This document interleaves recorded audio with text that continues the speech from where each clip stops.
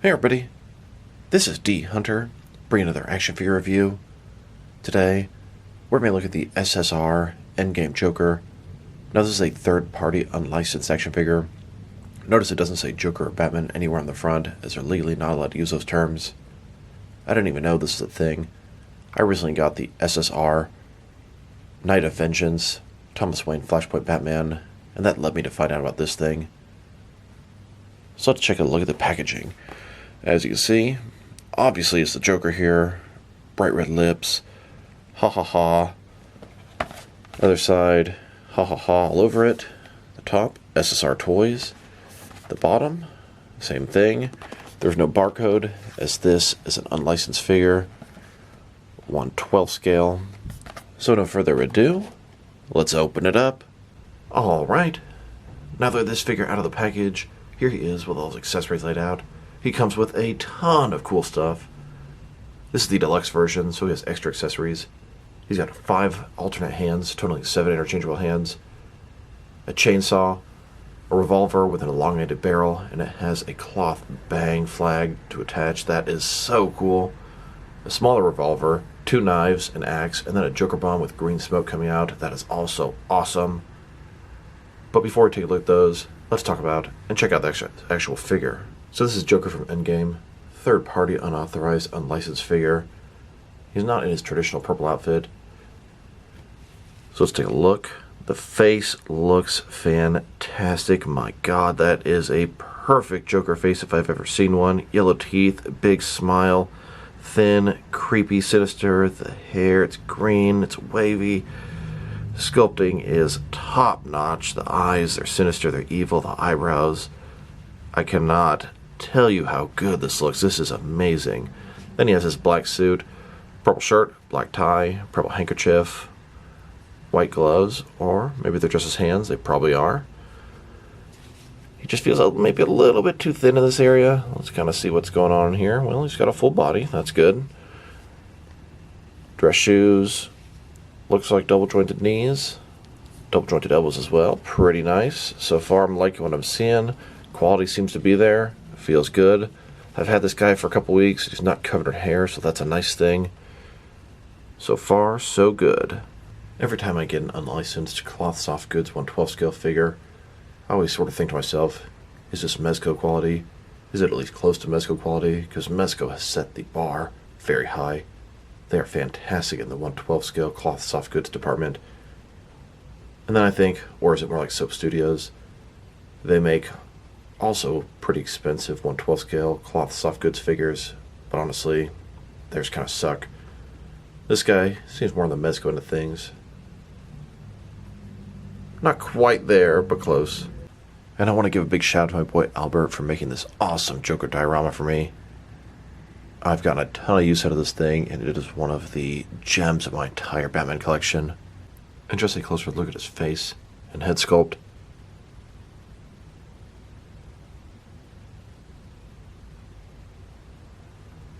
And here's the figure broken down as far as he can go, with all of his removable parts detached. Holy shit, it was hard to get those hands off, and the head too. Make sure you heat him up. This guy's far too expensive to simply break by a hand swap. Now let's take a look at his accessories, and let's start off with his hands. Now before I look at the accessories this guy came with, there are 2 additional hands that came with the SSR Night of Vengeance, which is the Thomas Wayne Flashpoint Batman figure. I wonder what these 2 white hands are when I got that figure, and did some digging online and found out it's for the Endgame Joker.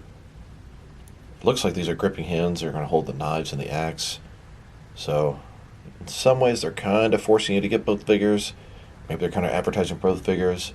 Since I was going to get them both anyway, works out good for me. But I can see how it could be frustrating if you're not already getting the other figure. So with those 2 new hands, he now has a total of 9 interchangeable hands.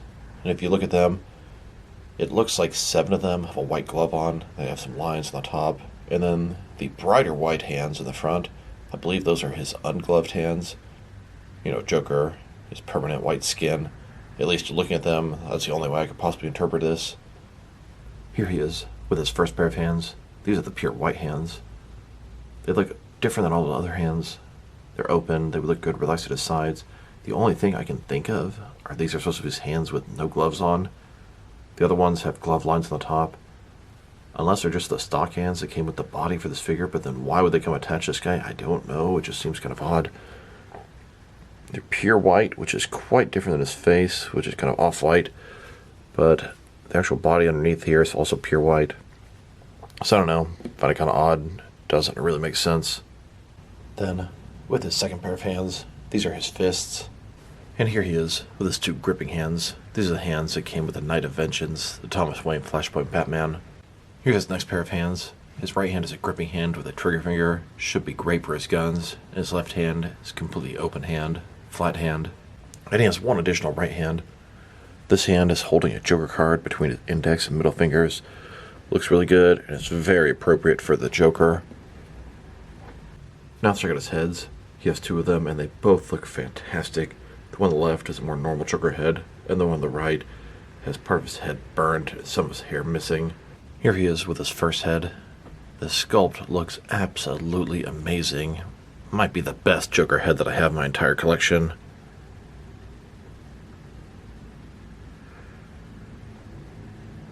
And here he is with his alternate head. This is the damaged head. One side, it's gruesome, it's burnt. Both these heads have amazing sculpts and paint detail. Now let's look at his chainsaw. Looks great. Blade appears to be a little bit rusty. It's got a handle here, a little switch at the back here, place for him to hold it with both hands. Sculpt and paint, excellent. Joker with a chainsaw, I can imagine. Here's a Joker holding that chainsaw. He can hold it with either one hand or with two.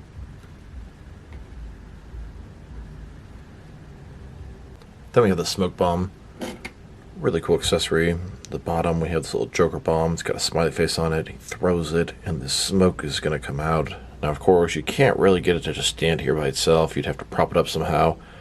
But it's a really cool accessory. Something unique this figure brings to the table, that is for sure. I do wish he had a Joker bomb without the smoke, as well as the Joker bomb with the smoke. That way he could pick it up, throw it, and then you could swap it out with the smoke one for the next photo. Either that, or have the smoke be pickable. You can see his Joker bomb here, as it's starting to fill the room with poisonous gas. Now for his revolver. It's got brown handle here, nice sculpted detail. And you can see it's got a barrel, a trigger, chamber. Here's the Joker holding that weapon, pointing it right at you. Then we have this other revolver. It's silver and it has an exaggerated barrel. Signature Joker type weapon. It's all really one color, silver, looks good. It's got a little hole at the front so you can attach this, I don't know, little metal rod. Then you can attach this cloth bang to come out, and that is so cool. What a fantastic accessory, and really well done the way they have it, so you can have the revolver by itself or with the bang flag. Here's the Joker holding this pistol, pointing it right at you.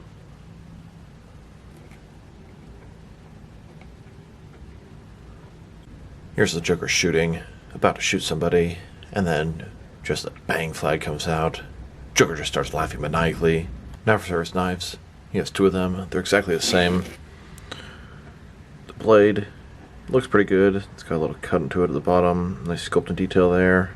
Then the handle. Pretty basic. Looks pretty good though. Here's the Joker holding one of those knives. And here he is holding both of his knives. And here's his axe. You can see the handle. It's brown. Kind of simulates wood. Then we got the top. Nice hatchet, silver at the front, black in the rest. Here's the Joker holding his axe. He can hold it with either one hand or with two. Now I wanted to look at his jacket, which is removable. I personally prefer this Joker figure with the jacket on, but it's cool to have different display options. We've got the purple handkerchief here. It's got a couple of fake buttons here, fake pocket. It does have one little button that'll snap shut, so you can have the jacket shut or open. Here's the Joker without the jacket on, and here's Joker with the jacket on but open in the front, and here's the jacket shut on the front. I think it looks a little bit better open. Now that we've taken a pretty good look at both the figure and his accessories, now let's check out his height. From bottom to the top of his head, staying at about 6.8 inches tall, which can translate to about 17 centimeters. Now for his articulation. Starting with his head here, can rotate from side to side, can look up and down about that far, can turn his head from side to side. It's a ball joint at the base of the neck. Shoulders on a ball joint goes out about 90 degrees. Up, down, around. It's a little bit restricted with his jacket there. He's got a bicep cut below that. Double jointed elbows, they go all the way in. His wrists, you're going to rotate, and it's going to be hinged as well. His torso here, feel like he's got a ball joint here. Rotate a little bit, forward and back. Another one is waist, rotate around, forward and back, giving him pretty good range of motion here. You can kind of see his white stomach sticking out a little bit. Legs, complete dust of splits. Ball joints in there, I imagine. They go forward about that far, back not too much. I did have this leg pop out, and I was worried it broke, but I popped it right back in, no problem. It's got some rotation in there. Double jointed knees. Then his ankle here, forward and back. Rotation. Tilt rock, although you're going to have to kind of move that joint there to be able to tilt rock properly. Overall, pretty pleased with the figure as a whole for the most part. Here's the Joker in front of the Joker diorama using his bang pistol. Here's Joker in his Joker base. This is the top shelf of my Joker bookshelf. And a closer look at Joker behind his desk. And here's Joker with several of his Joker horrors. Now let's check them out. Next to some other action figures. Starting off with some other SSR Toys figures. Here's the SSR Deluxe Endgame Joker next to the SSR Night of Vengeance. That's their version of the Thomas Wayne Flashpoint Batman. To my knowledge, these are the only two 1/12 scale unlicensed figures, at least that are Batman related, that SSR Toys makes. I had a really good experience with the Flashpoint Batman. I enjoyed the one they made, so I decided to dig in and check out the Endgame Joker, and he does not disappoint. And here's the SSR Endgame Joker next to the DC Direct Endgame Joker. And now, next to the Mattel DC Multiverse Endgame Joker, I now have 3 different versions of the Endgame Joker. Even though he's not in his traditional look, it's a pretty cool look for Joker. Now let's check him out, next to some other third-party unauthorized and unlicensed figures. We already checked him out, next to the other SSR figure, Night of Vengeance. Here he is, next to my other most recent unlicensed figure. This is a Fans Super XE Suit Armored Batman from Arkham Origins, the DLC, Mr. Freeze at Cold Cold Heart. Really cool figure. Then, next to the Notice Studios, Ben Affleck, Bruce Wayne from the DC Cinematic Universe. Also a fantastic figure. And here he is, next to the Mixmax Deathstroke and Mixmax Two-Face. The Mixmax Deathstroke is awesome, but their Two-Face is not. And it's really simply because the way the cloth soft goods attaches to the body doesn't really work very well, even though Two-Face looks really nice. Then, next to a Felix Toys, Joaquin Phoenix Joker. And here, next to a couple of Patriot Studios, Joaquin Phoenix Joker figures. And SSR Toys. These are 1/12 scale cloth soft goods unlicensed figures. Here he is, next to several different Mezco 1/12 cloth soft goods collective Batman figures. They scale pretty good together. And here he is, next to several different Mezco 1/12 collective Batman villains. And don't worry, we'll check him out with the Mezco Jokers in just a sec here. Now let's check him out, next to some action figures from different various companies, to see how he fits in, both scale and style-wise, in case you don't know which lines you can mix him with. Since he's a 1/12 scale figure, that's a 6-inch scale. I'm going to start off my comparisons with some of these smaller action figure lines I collect, and work my larger, and I'm going to include as many Joker figures as I can during these comparisons. Here he is, next to some Jazzwares Fortnite figures. And here he is, next to some SH Figure Arts Joker figures. And here he is, next to a cat toy from the living room. Then, next to some Hasbro Marvel Legends. And here he is, with some Mafex Joker figures. Then, next to some Mattel DC Universe Classics and Multiverse Joker figures. And here he is, next to some Mezco 1/12 collective figures. And now, next to some Jazzwares AEW wrestlers. Then, with some Mattel WWE wrestlers. And here he is, standing with some NECA Joker figures. Then, next to some DC Direct and DC Collectibles Joker figures. And here he is, next to some McFarlane DC Multiverse Joker figures. Then, next to some DST or Diamond Select toys. And finally, next to some Jakks Pacific wrestling figures. Overall, it's a pretty nice Joker figure.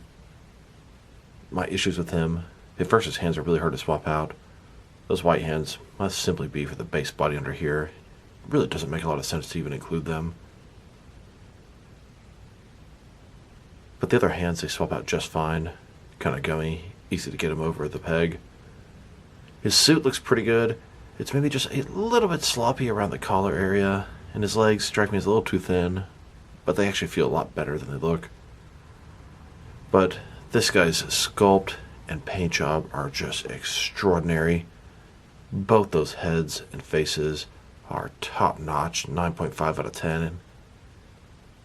And to top that, his accessories are even better. His accessories are truly amazing. That Joker bomb, the chainsaw, the revolver with the bang flag, and there's so much more. His articulation is actually better than I expected. It is a little bit better than a Mezco figure like him. Sculpt paint job, amazing. The suit fits on the body, it looks pretty good. Accessories out of this world. If I were to rate this guy, I'm going to give him an 8.5 out of 10. Although I'm really tempted to give him a 9. It's a very nice figure, and he comes with all the bells and whistles and extras. So this is D Hunter. Thank you guys for watching this video. If you liked the video, press like below. If you have anything you want to say about the video, add to the comment section. If you want to see additional action figure reviews from me, press subscribe. I do appreciate when you do that. Once again, this is D Hunter. Thank you guys for watching this video, and I'll talk to you guys real soon.